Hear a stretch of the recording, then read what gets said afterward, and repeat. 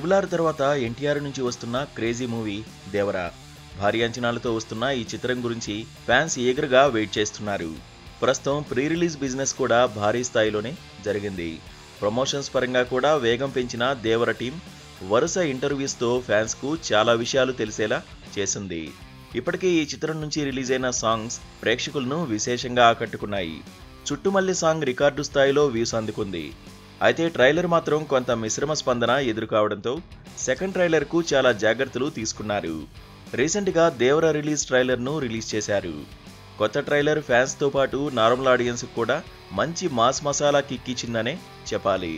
కొత్తగా రిలీజ్ అయిన ట్రైలర్తో మూవీపై అంచనాలు ఆకాశాన్ని తాకేలా చేశాయి.